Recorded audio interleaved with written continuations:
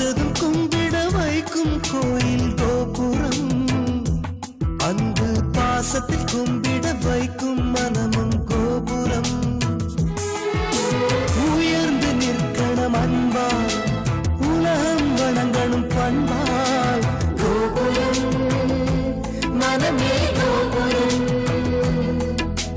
கோபுரம் குடும்பம் கோபுரம்.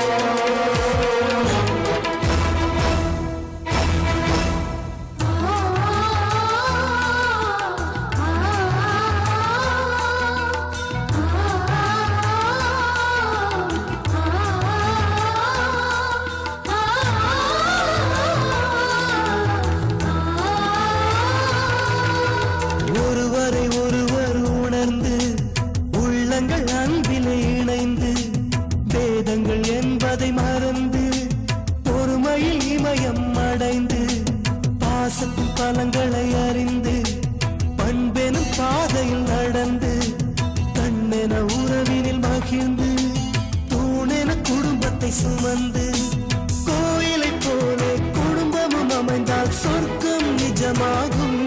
கூட்டு குடும்பத்தின் பொறுமை உணர்ந்திடும் போது கோபுரம் போலாகும்.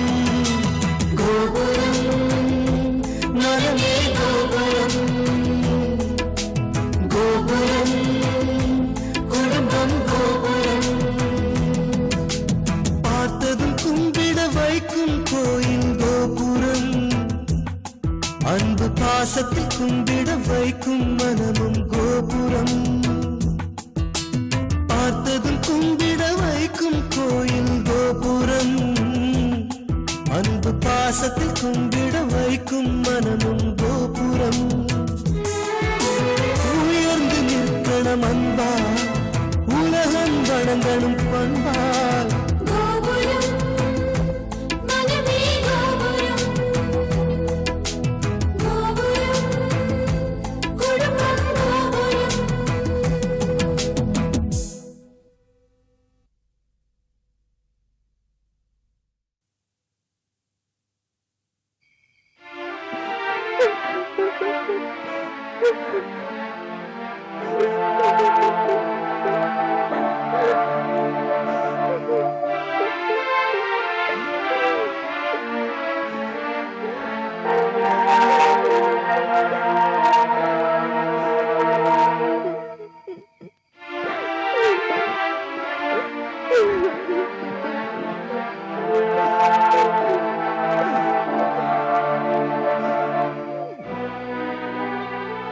சண்டாளி இப்படி பண்ணிட்டாலாமா?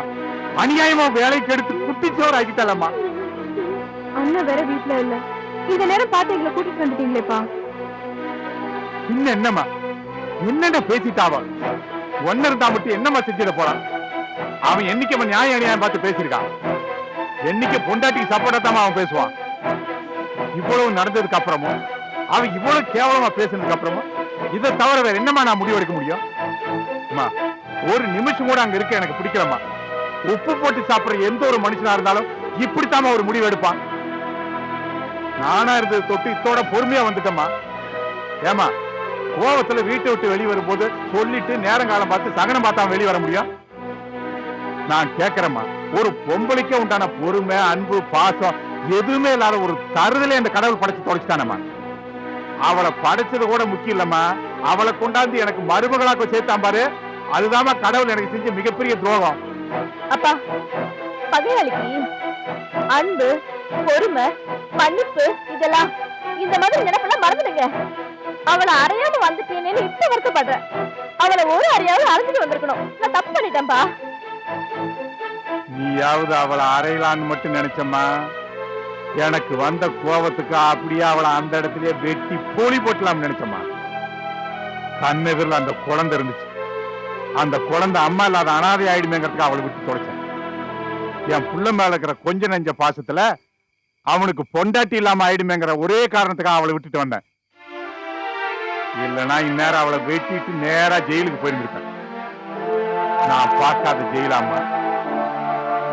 ஜெயிலும் கம்பியும் களியும் எனக்கு ஏற்கனவே பழக்கப்பட்டதாம்மா. 5 வருஷம் 5 வருஷம் ஜெயிலுக்குள்ள இருந்தவன் தான். எப்ப ஜெயிலுக்குள்ள இருந்தவன் தான் தெரியுமில்ல. ஏதோ அவளோட நல்ல நேரம் தப்பிச்சுட்டாவ. இனிமே அவளை நேருக்கு நேரா மட்டும் நான் பார்த்தேன், இதே பார்க்கல அவளை குழி தோண்டி நான் புதைச்சிடுவேன், தெரிஞ்சுக்க. அது நடக்க வேண்டாமா? வேண்டாமா, நாம இந்த ஊர்லயே இருக்க வேண்டாம். நாம கோயம்புத்தூருக்கே போயிடலாம். உங்களை நாங்க மூட்டை தூக்கியாவை காப்பாத்துறோமா? என்னப்பா சொல்றீங்க? அன்னைக்கு என்னமோ அவகிட்ட சவால் விட்டு வந்தீங்க, அதெல்லாம் சும்மாவா? காலம் மாறும், சக்கரம் சுத்தம். என்னைக்காவது ஒரு நாள் என் பத்மினி காலில் வந்து உன்னை விழ வைக்கிறேன். உன் கண் முன்னாடியே நாங்க எல்லாரும் நல்லா வாழ்ந்து காட்டுறோம். என்னமோ வசதிலையும் அந்தஸ்துலயும் உன்னோட வசந்து காட்டுறோம். அப்படி இப்படிலாம் சவால் விட்டீங்க, அதுக்கு நேர்மாறா இப்ப பேசுறீங்க. அப்பா அவளுக்கு பயந்து நம்ம போகணுமா? போக வேண்டாம்ப்பா. எனக்கு கோயம்புத்தூர் வரதுக்கு கொஞ்சம் கூட இஷ்டம் கிடையாது. அவ கண் முன்னாடியே நம்ம வாழ்ந்து காட்டுறோம். அக்கா, நான் உன்னை பேசுறேன், அப்பா உன்னை பேசுறாரு. எதையுமே காதுல போட்டுக்காம சில மாதிரி உட்காந்துருக்கியே. நீங்க நாளைய பத்தி யோசிச்சுட்டு இருக்கீங்க. நான் இன்னைக்கு இந்த ராத்திரி என்ன நடக்க போகுதோ, நம்மள என்ன பண்ண போறோமோன்றத நினைச்சு கவலைப்பட்டுட்டு இருக்கேன். நாளைக்கு பொழுது விடியுமா விடியாதான்றத நினைச்சு யோசிச்சுட்டு இருக்கேன். அக்கா, கோபம் தண்ணிட்டும் சொல்லலாம்னு இருந்தேன். ஊர்வசி அக்கா வீட்டுக்கு போகலாம். நாம எதுக்கு அங்க இங்க நலையணும்? தப்புமா, அது தப்பு. நாம அங்க போவே கூடாது. அக்கா பாசமானவர்தாம்மா. மாமா ஒண்ணு சொல்ல போறதில்ல, அவரும் அனுசரணையானவர் தான். ஆனா அங்க ஒரு தேல் கொடுக்கு இருக்குது, ஊர்வசியோட மாமியாரு. திலகாவுல அவ பாதிமா. ஆஹா, அவ வாய் சும்மா இருக்காதுமா. அதுவும் உறவுக்காரங்க வீடு வேற. நாம எப்பவும் உறவுக்காரங்க வீட்டுக்கு விருந்தாளியா போலாமா? ஆனா அங்க நிரந்தரமா தங்கவே கூடாது. அது மரியாதையாவும் இருக்காது. அதுவும் நம்ம பிரச்சனையில வந்திருக்கிறோம்னு தெரிஞ்சா அவ மாமியா உங்க அக்கா ஊர்வசி மட்டும் இல்லம்மா, நம்மளையும் சேர்த்து கேவலமா பேசுவா. பிரச்சனை என்னன்னு நாம சொன்னா தானப்பா அவங்களுக்கு தெரியும். நம்ம சொல்ல வேண்டாம்ப்பா. உங்க அண்ணன் இந்நேரம் ஊர்வசி வீட்டுக்கு போயிருப்பாமா. கண்டிப்பா நம்மளை பத்தி எல்லா கதையும் அங்க சொல்லியிருப்பாமா. நம்மளையும் அவன் தேடி இருப்பான். அது வந்துமா பாசத்தினால இல்ல, மத்தவங்க எல்லாம் ஊர்ல இருக்கிறவங்க எல்லாம் கிண்டல் அடிப்பாங்களே, அதுக்காக நம்மளை தேடி இருப்பான். எனக்கு ஊர்வசி வீட்டுக்கெல்லாம் போறதுக்கு விருப்பம் இல்லை. அது சரியாவும் படல. வேணாமா? அப்பா, என்னம்மா? பெரியம்மா பொண்ணு இருக்காங்கல்ல, டாக்டர் நளினி. ஆமா. ஊர்வசி அக்கா கூட அவங்கள ஒரு தடவை பார்க்க கூட்டிட்டு போயிருந்தேனே. ஆமா. அப்ப அவங்க நல்லா பேசினாங்க. அடிக்கடி வீட்டுக்கு வான்னு சொன்னாங்க. நம்ம வேணா அவங்க வீட்டுல போய் தங்கலாமா?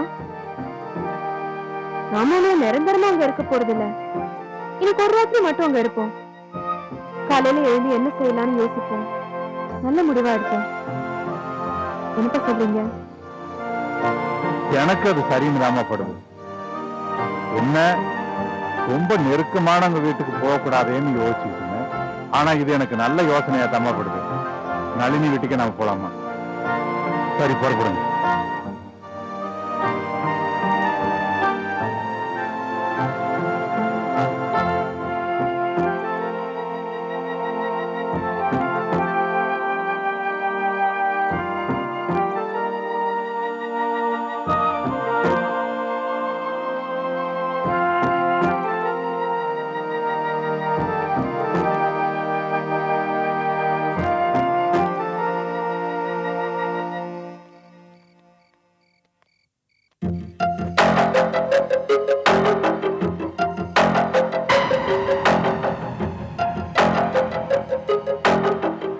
பூட்டி இருக்கு. எதுவுமே நாம நினைக்கிற மாதிரி நடக்க மாட்டேங்குதப்பா. இப்ப நம்ம என்னப்பா பண்றது? இல்லம்மா, அர்ஜென்டா ஏதாவது ஒரு கேஸ் பார்க்க போயிருப்பாங்க. அப்படி இல்லைன்னா பக்கத்து ஊருக்கு எங்காவது போயிருப்பாங்கம்மா. நாம இங்கேயே உட்கார்ந்து இருப்போம்மா. எப்படி வந்துருவாங்க? முடிஞ்சா தூங்குறதுக்கு முயற்சி பண்ணுவோம். விடிஞ்சா நம்ம பிரச்சனைகளுக்கு ஒரு விடிவு காலம் பிறக்காதா என்ன? வாமா உட்கார்.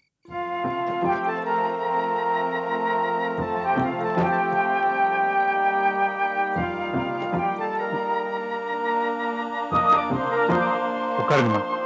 நம்ம வாழ்க்கை படிக்கிறது தான் ஆரம்பிக்கணும்னு விதி இருக்கு. உட்காருங்க.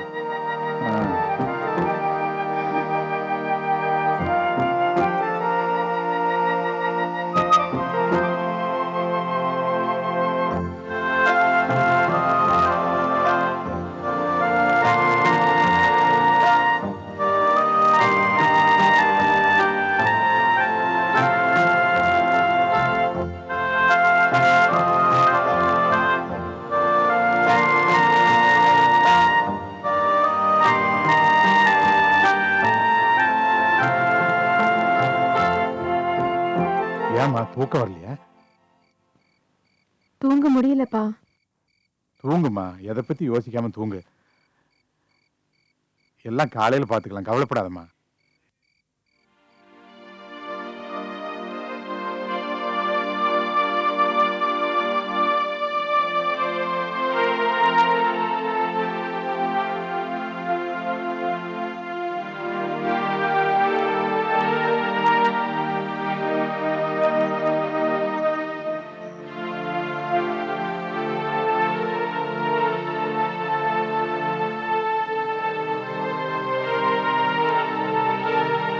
இந்தாம்மா டீ. அப்பா உங்களுக்கு? நான் அங்கேயே சாப்பிட்டேன்.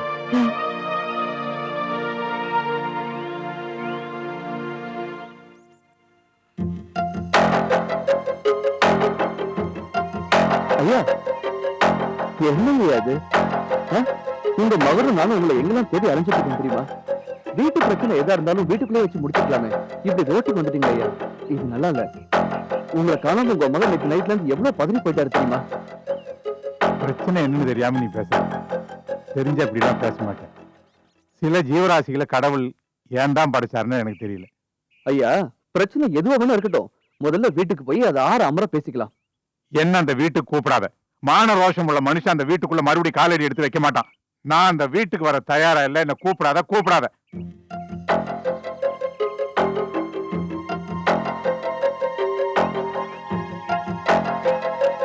வீடாது சண்டை கூடாரம். மாமனார்னு என்ன மதிக்கவும் வேண்டாம், புருஷன் அவன் காலில் விழவும் வேண்டாம். எல்லாரையும் அவன் மனுஷன் நினைச்சா போதும். அவ இருக்கிற வீட்டுக்கு போறதை விட சுடுகாட்டுக்கு போலாம்ப்பா. ஐயா, நீங்க வயசுல மூத்தவரு, உங்களுக்கு அட்வைஸ் பண்ற அளவுக்கு எனக்கு வயசு இல்ல. இருந்தாலும் வயசு பொண்ணுங்களை கூட வச்சுட்டு நீ என்ன சொன்னாலும் அதை கேட்கிற மனநிலையில நல்ல. இந்த பேச்சத்தோட விட்டுடு. இது வரைக்கும் அவங்களுக்கா வளைஞ்சு வளைஞ்சு கொடுத்ததெல்லாம் போதும். முறிஞ்சு போறதுக்கு நான் ஒன்னும் கழுத்தொன்னு இல்லப்பா. இனிமே என் பையன் தையம் எனக்கு தேவையில்லை, என் மருமக தையம் தேவையில்லை. பிச்சை எடுத்தாவது என் 2 பொண்ணுங்களையும் நான் காப்பாத்திடுவேன்ப்பா. ஐயா, எல்லாம் எனக்கும் தெரியும். நீங்க சொல்லி அதை நான் தெரிஞ்சுக்கணுமா? தினம் தினம் நானும் அதை பார்த்துட்டு தானே இருந்தேன். எல்லாம் அப்புறம் பார்த்துக்கலாம். திருப்பி திருப்பி சுத்தி வளைச்சு அதே பேசிட்டு இருக்காத. வேற பேச்சு இருந்தா பேசி. அந்த வீட்டுக்கு நான் வரமாட்டேன்னா வரமாட்டேன். ஐயா, உங்க பையன் வீட்டுக்கு நீங்க போக வேணாம். என் வீட்டுக்கு வாங்கய்யா, தயவு செஞ்சு வாங்க. உன் வீட்டுக்கு வர ஐடியா எனக்கு இல்ல.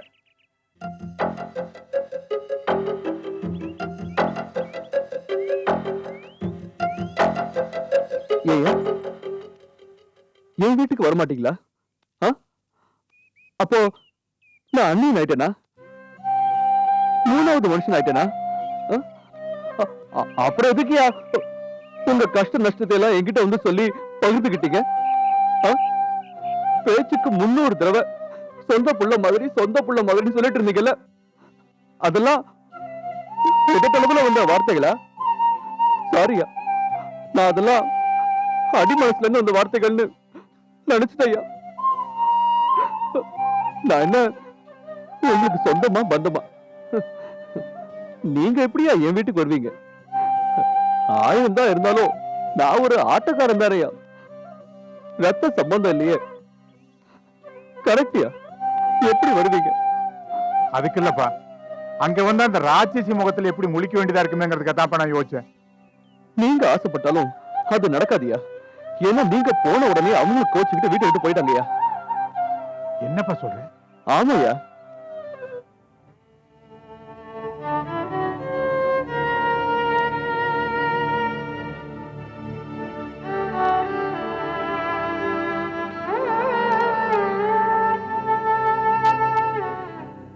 ஐயா, சாப்பிடுங்கய்யா. வேண்டாம், மனசு சரியில்லை. நிலைமை தெரிஞ்சு என் வயிறு எதுவும் கேட்கல. மனசு சரியில்லைன்னா என்னையா?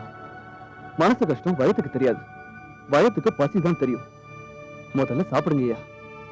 பத்மினி, காயத்ரி, நடந்தது நினைச்சு மனசு போட்டு குழப்பிட்டு இருக்காம முதல்ல சாப்பிடுங்க. நீங்க சாப்பிடாம இருக்கிறதுனால எதுவும் மாற போறது இல்ல. சீக்கிரம் சாப்பிடுங்க. பிரச்சனை எப்படி தீர்க்கிறதுன்னு அப்புறமா யோசிச்சு ஒரு நல்ல முடிவு தருவோம். சாப்பிடுங்க. சாப்பிடு காயத்ரி. ஐயா சாப்பிடுங்க ப்ளீஸ். பத்மினி சாப்பிடுமா.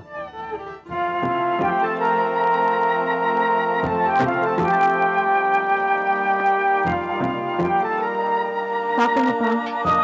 எதை பத்தி யோசிக்காம சாப்பிடுங்க.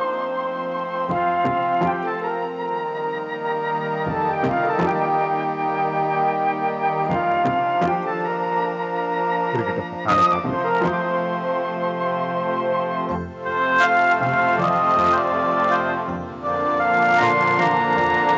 சாப்பிடுங்க.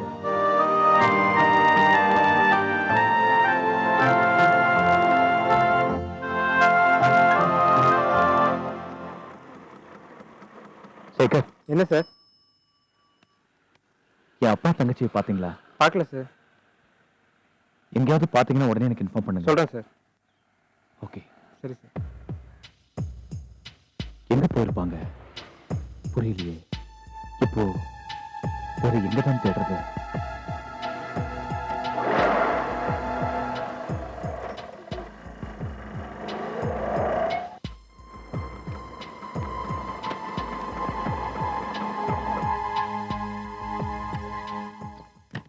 என்ன பாண்டியா, கிடைச்சிட்டாங்களா? கிடைச்சிட்டாங்க சார். அப்படியா?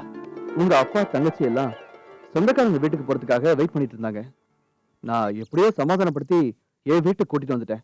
இப்பதான் சாப்பிட்டுட்டு இருக்காங்க. அப்படியா? ரொம்ப தேங்க்ஸ் பாண்டியா. நான் அப்பாட்ட ஒரு வார்த்தை பேசிட்டு வந்துடுறேனே. சார் வேணாம் சார், அவர் மனசு சரியில்லை. ನನಗೆ நினைச்சு ரொம்ப கோவமா இருக்காரு. இல்ல, அப்பா தங்கச்சிங்களை பார்க்கணும், அவங்க கிட்ட பேசணும். என் அப்பா காலில் விழுந்து மன்னிப்பு கேட்கணும். தங்கச்சிங்களுக்கு ஆறுதலா 4 வார்த்தை சொல்லணும்.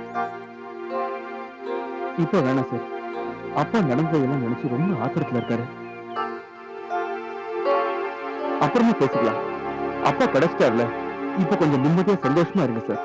அவர் கோவம் தணிஞ்ச பிறகு அப்பாவை பார்த்து பேசிக்கலாம் சார். முதல்ல உங்க ஒய்ஃப் எங்க இருக்காங்கன்னு போய் தேடுங்க. அவ கணக்கா விடுங்க, அவளை பத்தி எனக்கு கவலை இல்லை. அவன் எங்க போயிருக்க போறா? அவ அப்பா வீட்டுக்கு போயிருப்பா. அந்த திமிர் பிடிச்சவளால் தான் இவ்வளவு பிரச்சனையும். சார் நீங்க இப்படி டென்ஷன் ஆகாதீங்க. முதல்ல உங்க ஒய்ஃபை கன்வின்ஸ் பண்ணி வீட்டுக்கு கூட்டிட்டு வாங்க சார். அப்பதான் இந்த பிரச்சனைக்கு முடிவு தெரியும். உங்க ஒய்ஃப் போய் உங்க அப்பா காலில் விழுந்து மன்னிப்பு கேட்டாங்கன்னா எல்லாம் தன்னால சரியாயிடும். ஓகே.